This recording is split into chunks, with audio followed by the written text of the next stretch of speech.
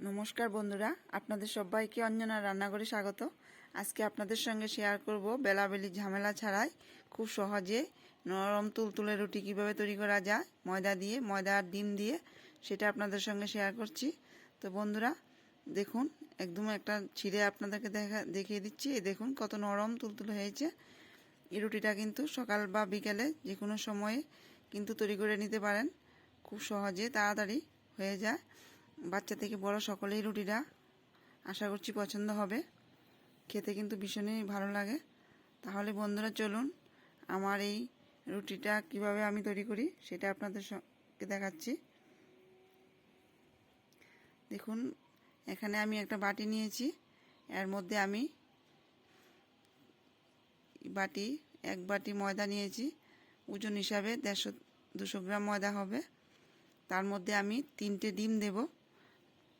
ডিমটা যত বেশি দেওয়া যায় রুটিটাও খেতে ভালো হয়, রুটিটা খুব নরম হবে।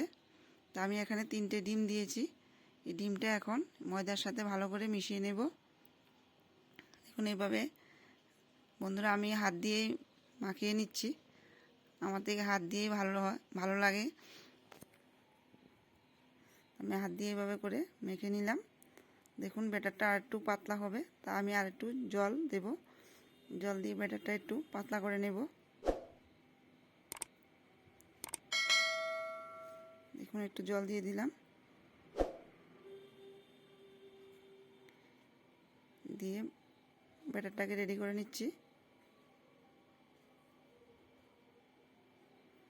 এখন এর মধ্যে আমি দিয়ে দিচ্ছি স্বাদ অনুযায়ী নুন।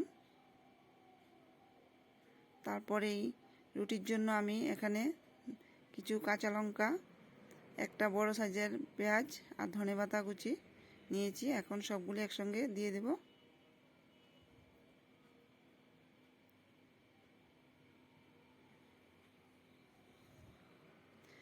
লঙ্কাটা আপনাদের পছন্দ অনুযায়ী দিতে পারেন, যে যতটুকু ঝাল খেতে পছন্দ করেন। তারপর আমি এখানে হাফ চামচ দিয়ে দিলাম গোলমরিচের গুঁড়ো, দিয়ে এটাকে ভালো করে ব্যাটারটা তৈরি করে নেব।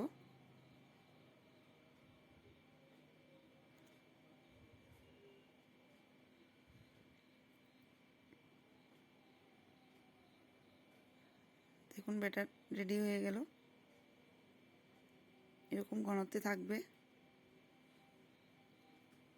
এখন চুলায় আমি একটা তাওয়া বসিয়ে দিয়েছি, এর মধ্যে অল্প পরিমাণ তেলও বেশি লাগবে না, অল্প তেল দিলেই হবে। এখন তেল গরম হয়ে গিয়েছে, এখন এই চামচের সাহায্যে আমি এভাবে রুটির আকার করে নেব।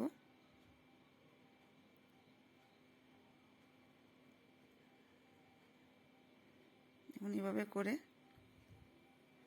দিয়ে দিচ্ছি।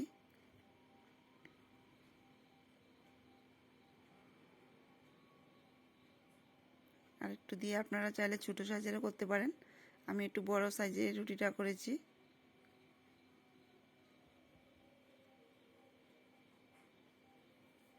এখন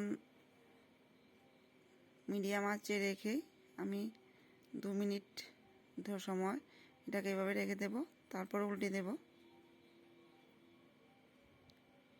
দেখুন 2 মিনিট পরে উপরটা নিচটা হয়ে গিয়েছে, এখন উল্টে দিলাম।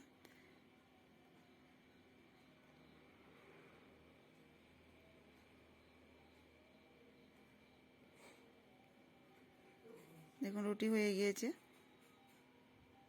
দুনো সাইডে। এখন একটা প্লেটে নামিয়ে নিচ্ছি। এভাবে করে আরেকটা দেখিয়ে দিচ্ছি।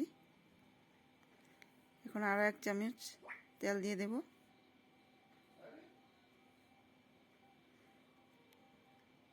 দিয়ে এখন এর মধ্যে আবার দিয়ে দেব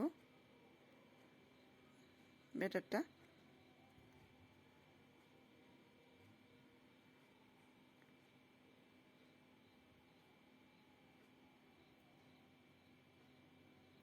বন্ধুরা রুটিটা খেতে কিন্তু ভীষণই ভালো লাগে, আমার তো খুবই পছন্দ।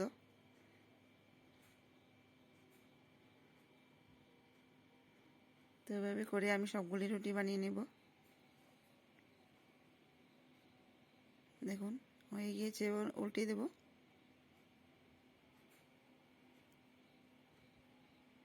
বন্ধুরা আমার এই রেসিপিটা যদি আপনাদের ভালো লাগে তাহলে অবশ্যই লাইক, কমেন্ট, সাবস্ক্রাইব করে আমার সাথে থাকবেন।